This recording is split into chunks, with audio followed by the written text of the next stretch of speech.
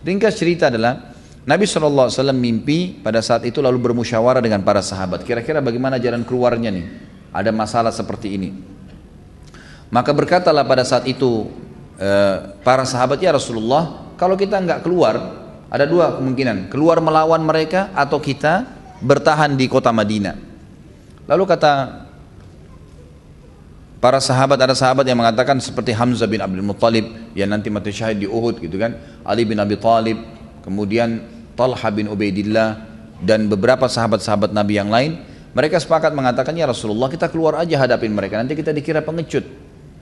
Kalau kita bertahan, benteng kita tutup pintu gerbangnya, dikira pengecut, walaupun kita bisa melawan dari dalam. Sementara orang-orang munafik umumnya, orang-orang munafik diantaranya pimpinan mereka Abdullah bin Abi Salul mengatakan, ya Rasulullah, kita bertahan aja di Madinah. Mereka tidak akan bisa tembus bentengnya Madinah. Kita panahin mereka, kita serang, ini biarin aja begitu, mereka tidak akan tembus. Lalu akhirnya sahabat ada yang cenderung dengan keluar, ada yang mengatakan tidak, ada juga mengikuti pendapat tadi pimpinan munafikin ini. Akhirnya simpang siur lah. Nabi SAW melihat pendapat-pendapat sahabat yang mulia, yang memang sahabatnya bukan orang munafik, cenderung keluar.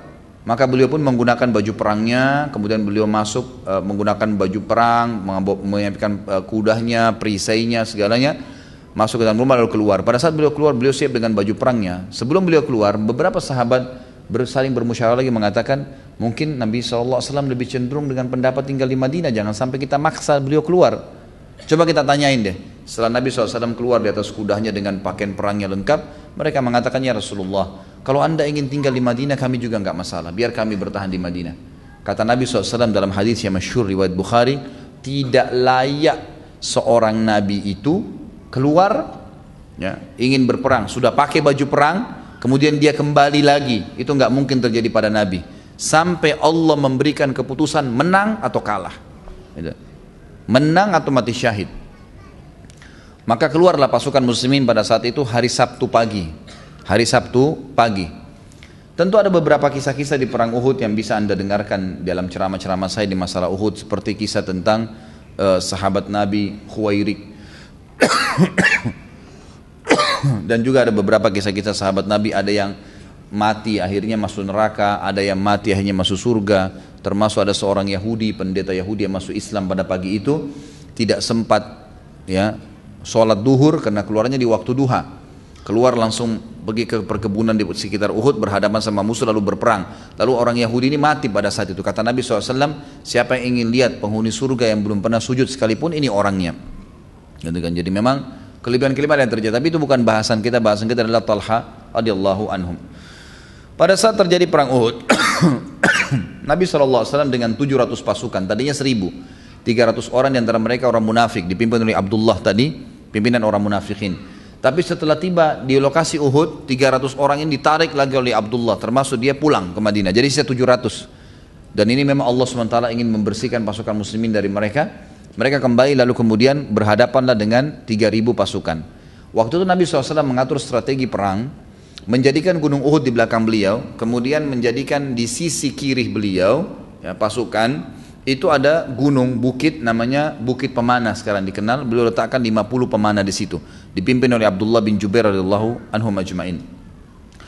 Kemudian tentu pemanah pada saat itu ya sama kalau sekarang sniper gitu kan, yang memang siap untuk menembak dari jarak jauh, karena panah ini bisa sampai berapa ratus meter gitu kan. Dan sisi itu memang yang agak kosong ya, sisi agak kosong, tidak ada pasukan Nabi SAW taruh di situ, jadi ada pemanah 50 orang. Kemudian di hadapan mereka ada pasukan Quraisy yang dihadapin dengan 650 orang. 650 orang ini termasuk Nabi SAW, 50 di atas Bukit Pemanah. Pasukan Quraisy yang 3.000 dibagi dua, 2.800 menghadapi muslimin yang 650, 200 orang pasukan kuda dipimpin oleh Khalid bin Walid waktu itu yang belum masuk Islam. Itu kemudian memantau peperangan dari sebuah lembah gitu kan. Lembah itu tidak jauh dari Bukit Pemanah. Tapi para pemanah ini tahu di mana mereka gitu, tersembunyi di belakang bukit itu. Jadi pasukan pemanah ini yang 50 ini begitu pasukan yang 2.800 nyerang, mereka memanah. Dan ada beberapa orang di antara mereka termasuk Abdullah bin Jubair radhiyallahu anhu ajma'in bisa memanah dengan 3 anak panah sekaligus, gitu kan. Jadi ini 3 anak panah kalau tepat sasaran 3 orang mati. Jadi 50 orang ini kalau melepaskan anak panah, kalau masing-masing satu bisa 50 orang mati seketika orang Quraisy gitu kan. Dengan beberapa menit saja peperangan dengan pemanah-pemanah yang ulung tadi, maka pasukan Quraisy ini kocar-kacir, kalah semuanya. Tapi ada pesan Nabi SAW kepada 50 pemanah tadi, jangan kalian tinggalkan bukit pemanah ini sampai ada instruksi dari saya, menang atau kalah, jangan pernah tinggalin. Ternyata waktu pasukan Quraisy yang 2.800 kocar-kacir dan sudah banyak jadi korban di antara mereka, beberapa sahabat menukil riwayat kepada kita bahwasanya mereka meninggalkan pedangnya, perisainya, mereka sudah pokoknya semuanya ya, sudah kocar-kacir. Bahkan mereka menceritakan, para sahabat menceritakan, kami melihat wanita-wanita Quraisy lari naik ke atas gunung-gunung, dan ini belum pernah terjadi. Dalam peperangan itu dianggap aib, perempuan itu orang yang paling terakhir diserang oleh musuh. Tapi ini mereka kena ketakutan, mereka meninggalkan kancah peperangan dan meninggalkan para wanita mereka. Sahabat-sahabat memunguti harta ghanimah tadi, pedangnya, perisainya dipungutin yang ada di situ gitu kan. Dari 650 pasukan ini belum ada yang mati pada saat itu, dan mereka jalan. 650 ini mengejar yang 2000 itu, terus dikejar gitu kan. Kurang lebih tinggal bersama Nabi SAW yang tidak ikut mengejar musuh itu ada sekitar 12 orang, jadi 13 orang dengan Nabi SAW. Dari 50 pemanah yang di atas bukit ini teman-teman sekalian, ini saya rentet sejarahnya karena memang ada hubungannya sama Talha di sini. 50 pemanah ini ternyata ada 43 orang yang melihat pada saat itu sudah kocar-kacir musuh, kancah peperangan kosong, banyak ghanimah yang tergeletak, gitu kan. Maka mereka mau turun dari bukit. Abdullah bin Jubair radhiyallahu anhu pimpinan mereka mengatakan, ingat saudara-saudaraku, Nabi SAW dipesan jangan tinggalkan bukit, menang atau kalah sampai datang isu dari Nabi. Tapi mereka bilang, hai Abdullah, lihat nih, sudah nggak ada, sudah kalah, untuk apa kita tinggal? Mereka nggak mau dengar. 43 orang yang lalu kemudian turun di kancah peperangan ikut mengutin harta ghanimah. Padahal sebenarnya harta ghanimah itu dalam Islam, kalaupun kita pungut, kita akan bawa kembali ke pimpinan perang nanti akan membagi rata di antara mujahidin. Dia tidak perlu ikut-ikutan, ikut memungut sebenarnya gitu kan. Ringkas cerita, 200 pasukan Quraisy yang dipimpin Khalid bin Walid dari jauh setelah melihat ternyata ada 40 orang tadi turun yang merupakan mereka inti kekuatan kaum muslimin, maka secara diam-diam mereka memanuver 200 pasukan Quraisy tadi naik ke atas bukit, membunuh 7 orang sahabat termasuk Abdullah bin Jubair radhiyallahu anhu majma'in, kemudian menyerang pasukan muslimin yang 650 orang tapi dari belakang. Ya, kita bayangkan kalau kita lagi jalan menuju ke depan, tiba-tiba ada dari belakang menyerang kita, walaupun jumlahnya lebih sedikit pasti akan mengacaukan. Maka sempat beberapa orang-orang muslimin yang gitu mendengar ada keributan di belakang, ada yang sempat tahu balik, gitu kan? Yang tidak tahu tetap aja jalan menuju ke sana. Gitu. Setelah mereka balik, gitu kan? Dan ada bertemu dengan 200 pasukan ini yang dekat sekali dengan pasukan Khalid bin Walid ini, ketakutan mereka lari sehingga terjadi tabrakan antara pasukan muslimin sendiri yang datang dari sana dan ada yang di bagian belakang mereka yang memang tadinya tahu kalau ada pasukan Quraisy menyerang, maka tabrakan sampai ada beberapa sahabat yang terbunuh oleh sahabat sendiri. Mereka udah bingung pada saat itu. Lalu diangkatlah bendera Quraisy pada saat itu, ya. Lalu yang 2000 lebih itu kembali lagi. Pasukan muslimin berada di tengah-tengah, diserang dari belakang dengan 200 dan dari depan yang 2000 sekian itu kembali lagi. Maka mereka terdesak pada saat itu, dan pada saat itulah terbunuh Hamzah dan Mus'ab, sahabat-sahabat Nabi yang mulia. Ringkas cerita, pada saat kocar-kacir lagi 2000 lebih nyerang, berbaur dengan pasukan dan banyak korban di antara muslimin, ada di antara mereka orang-orang Quraisy yang memang mencari tahu di mana Nabi Muhammad SAW, dan mereka lihat dari jauh ada Nabi SAW, dan Nabi tidak ditemani kecuali dengan 12 orang saja. 12 orang ini ya, 10 orang dari Ansar dan 2 orang dari orang Quraisy. Yang dari Quraisy adalah Talha bin Ubaidillah dan Sa'ad bin Abi Waqqas. 10-nya semua dari ya orang-orang Ansar. Ada riwayat mengatakan 9 orang, 7 dari Ansar dan 2 dari orang Quraisy. Lalu datanglah orang-orang kafir Quraisy ini menyerang. Jumlahnya tidak disebutkan, tapi ada ahli sejarah yang mengatakan ratusan orang datang mendekati Nabi SAW. Maka Nabi SAW bersabda dengan hadis yang masyhur kepada 12 orang sahabat yang ada di sebelah beliau. Kata beliau, man yarudduhum anna walahul jannah. Dalam riwayat dikatakan man yarudduhum anni walahul jannah au huwa rafiqi fil jannah. Siapa yang bisa menahan mereka nih, yang ratusan lagi menyerang di antara kalian yang 12 orang, maka dia akan menjadi pendampingku di surga nanti. Waktu itu di antara 12 orang, salah satunya adalah Talha bin Ubaidillah. Talha mengatakan, saya Rasulullah. Kata Nabi SAW, tunggu, jangan kamu. Tunggu di tempatmu. Tidak tahu apa hikmahnya, tapi Nabi SAW tahan. Lalu satu orang Ansar mengatakan, saya Rasulullah. Kata Nabi SAW, lawan mereka. Satu orang ini maju melawan ratusan orang, akhirnya terbunuh. Lalu kata Nabi SAW, siapa yang akan melawan mereka maka dapat surga. Maju. Talha lagi mengatakan yang kedua kali, saya Rasulullah. Kata Nabi SAW, tetap di tempatmu. Lalu orang Ansar mengatakan, saya Rasulullah. Maka disuruh Nabi SAW melawan sampai terbunuh, mati syahid. Terus begitu sampai orang-orang Ansar habis semua. Sampai orang-orang Ansar habis semua. Ada riwayat lain yang mengatakan bahwasanya yang bersama dengan Nabi SAW pada saat itu cuma Talha. Tapi yang kita pegang riwayat Talha dan Sa'ad. Lalu kata Nabi SAW, waktu tertinggal 2 orang saja, Talha dan Sa'ad, Nabi SAW mengambil tempat penyimpan anak-anak panahnya, lalu menggantungkan di pundaknya Sa'ad sambil berkata, wahai Sa'ad, lemparlah, lawan mereka dengan panah-panahmu. Lalu kata Nabi SAW kepada Talha, sekarang wahai Talha, hadapin mereka. Maka Talha pun maju. Nah, ini jadi saksi bahasan. Talha radhiyallahu anhu waktu maju melawan mereka dengan sangat berani yang luar biasa, dikatakan dalam riwayat ini, dia terus mengayunkan pedangnya dengan badannya yang kekar sampai membunuh sekian banyak pasukan Quraisy. Sampai membunuh sekian banyak Quraisy. Lalu dia bisa dengan keterampilan perangnya, setiap dia maju menyerang, berusaha menyerang, mengocar-kacirkan beberapa orang itu, dia kembali lagi ke arah Nabi SAW, kemudian memeluk Nabi SAW dan mendorong Nabi supaya mundur, tersandar ke gunung Uhud, jadi supaya bisa aman gitu. Lalu dia kembali lagi melawan orang-orang Quraisy sampai dikatakan dia mengatakan pada saat terjadi perang Uhud, kata Talha bin Ubaidillah, saya menemukan luka-luka di tubuh saya dari kepala sampai kemaluan saya, semuanya luka. Dan pada saat itu jari-jari tangannya terputus.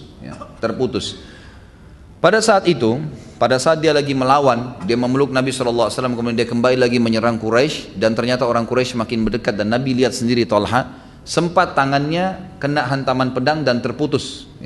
Di bagian kiri, jari-jarinya semua terputus radhiyallahu anhu. Kemudian dia mengatakan, aduh, kata Talha, aduh sakit, wajar. Orang mengatakan aduh karena tangannya terputus ya. Lalu kata Nabi SAW kepada Talha, didengar oleh orang Quraisy, lau qulta bismillah la rafa'atkal malaikatu wan nasu yanzurun. Hadis ini sahih diriwayatkan oleh Hakim. Kalau seandainya kau mengganti kalimat aduhmu tadi, bukan aduh yang kau katakan, tapi kau katakan bismillah. Bayangkan nih, tangan terputus Nabi suruh bilang bismillah gitu kan. Artinya di sini pemahamannya adalah kalau kau mengatakan seakan-akan menyerahkan itu pada Allah, bismillah untuk Allah gitu kan, maka pasti kamu akan diangkat oleh malaikat sementara orang-orang melihatnya. Jadi kalau kau tadi ganti aduhmu dengan bismillah, malaikat akan angkat kamu dan orang lihat malaikat dan melihat kau diangkat oleh malaikat. Dalam riwayat At-Tabarani dikatakan, kalau qulta bismillah latarat bikal malaikatu wan nasu yanzuruna ilaik. Ini teman-teman yang pegang buku ada di halaman 408 ya. Kalau seandainya engkau mengucapkan bismillah wahai Talha, niscaya para malaikat akan membawamu terbang ke langit seakan-akan dan orang-orang sementara orang-orang melihatmu. Dalam riwayat yang lain, An-Nasai dan Baihaqi menukil dengan dalil yang dengan lafaz yang lain, hatta talujja bika fi jawwis sama, sehingga malaikat membawamu terbang ke angkasa. Pasti akan dilihat, dibawa tinggi ke langit dan orang-orang akan melihat itu. Dalam riwayat Imam Ahmad juga bunyinya, lau qulta bismillah la ra'aita yubna laka biha baitun fil jannah wa anta hayyun fid dunya. Kalau kau mengatakan bismillah pada saat tanganmu tadi terputus itu, niscaya engkau akan melihat sebuah istana di surga yang dibangunkan untukmu karena ucapan tersebut walaupun kau masih hidup di dunia. Artinya kau akan lihat itu istana di surga. Sebagian ulama mengatakan makna daripada perkataan Nabi SAW kepada Talha ini bukan khusus untuk Talha, tapi semua orang yang mati syahid atau sedang berhadapan di medan perang. Apapun yang terkorbankan dari dirinya, tangannya putus, kakinya putus, badannya luka, kalau dia mau langsung Allah perlihatkan ke dia janji Allah, dia mengatakan bismillah. Seperti itu yang dimaksudkan, artinya Bismillah, ini untuk Allah, tangan saya mau hilang pun gak ada masalah, gitu kan. Seperti itu. Maka ini yang dimaksud dengan makna hadis Nabi SAW.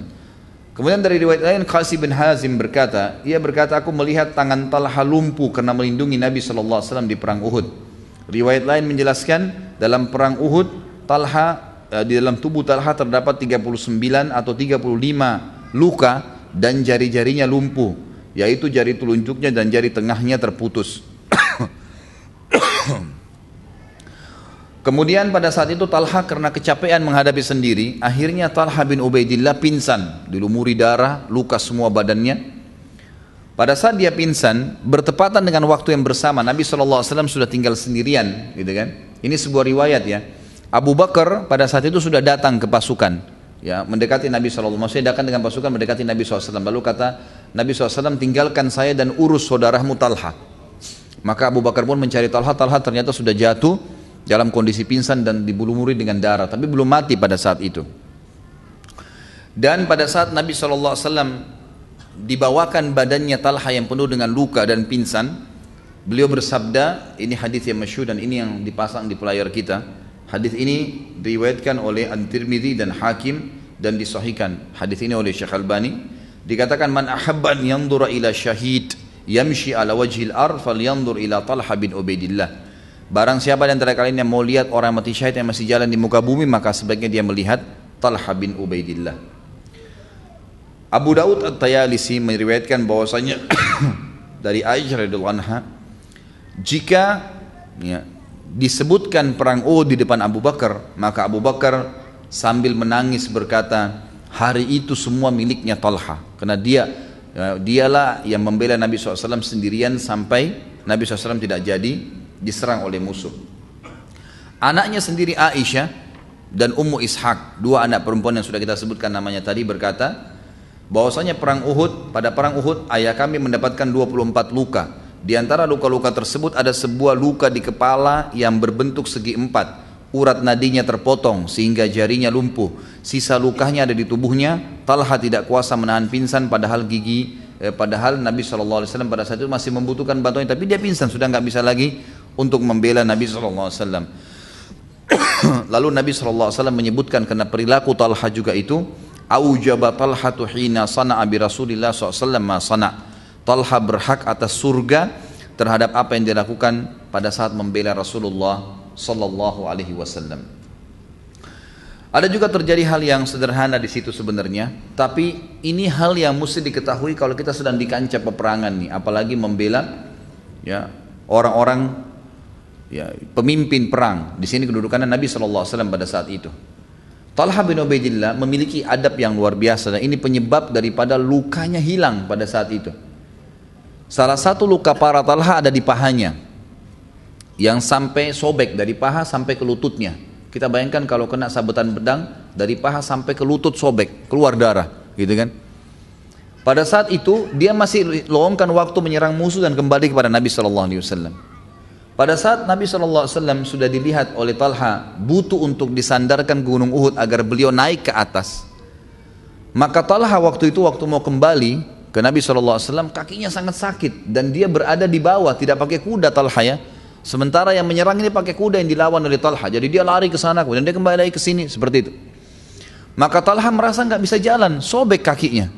Tapi karena dia tidak ingin membuat Nabi SAW ya terganggu dengan keadaan fisiknya, dia memaksakan diri untuk jalan seakan-akan normal sampai berhasil menyandarkan Nabi SAW di Gunung Uhud. Lalu beliau tunduk ini berarti lututnya kelipat, makin besar sobekannya gitu kan. Kemudian membuat Nabi SAW naik di pundaknya lalu mendorong Nabi untuk naik ke atas. Subhanallah, dalam riwayat ini dikatakan justru karena perilaku Talha itu Allah sembuhkan, sobekan kakinya tiba-tiba hilang gitu kan, dan dia bisa jalan normal kembali.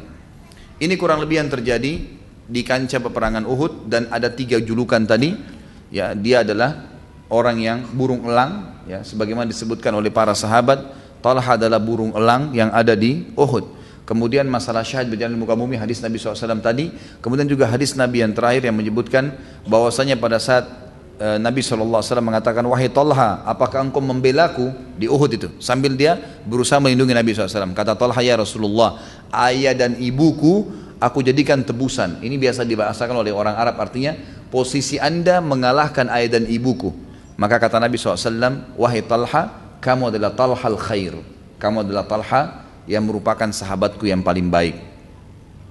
Di buku ini disebutkan juga bahwasanya Talha paling gemar membela sahabat-sahabatnya, sahabat-sahabat Nabi. Di antaranya yang paling sering dicaci maki oleh orang orientalis, sahabat Nabi yang masyhur adalah Abu Hurairah. Begitu pula dengan kelompok-kelompok Syiah yang mengatakan Abu Hurairah ini sebenarnya sahabat yang masuk Islamnya cuma beberapa waktu, kemudian kok bisa hafal sekian banyak hadis. Ternyata dari riwayat yang dinukil kepada kita, dan riwayat ini ya semuanya thiqat, rawi-rawinya, dan riwayatkan oleh Imam Tirmidzi dan juga Al-Hafidh Ibnu Hajar menghasankan hadis ini. Dari Malik ibn Abi Amir ia berkata, seorang laki-laki datang menemui Talha lalu berkata, apa pendapat anda tentang orang Yaman itu? Maksudnya adalah Abu Hurairah. Karena kami banyak mendengarkan hadis darinya yang tidak kami dapatkan dari kalian. Lalu Talha membela Abu Hurairah sambil berkata, jika dia mendengar dari Rasulullah SAW apa yang kami tidak dengar, hal itu tidak perlu aku ragukan. Itu bisa terjadi. Akan aku kabarkan kepada kalian, sungguhnya kami adalah orang-orang yang memiliki rumah. Kami punya kemampuan. Kami datang kepada beliau di pagi dan sore hari, sedangkan orang itu, Abu Hurairah, adalah orang yang miskin dan tidak memiliki harta. Dia selalu berada di pintu rumah Nabi SAW. Maka jangan heran kalau dia mendengarkan apa yang tidak kami dengarkan. Apakah engkau mendapati seseorang yang memiliki kebaikan berdusta atas Rasulullah SAW? Artinya dia orang baik, maka tidak mungkin dia dusta atas nama Nabi SAW. Jadi di sini Talha memberikan pembelaan kepada Abu Hurairah yang selama ini ya diasingkan atau diburukan oleh orang tertentu. Kita tutup teman-teman sekalian bahasan kita dengan infak Talha dan bagaimana perannya dalam bersedekah.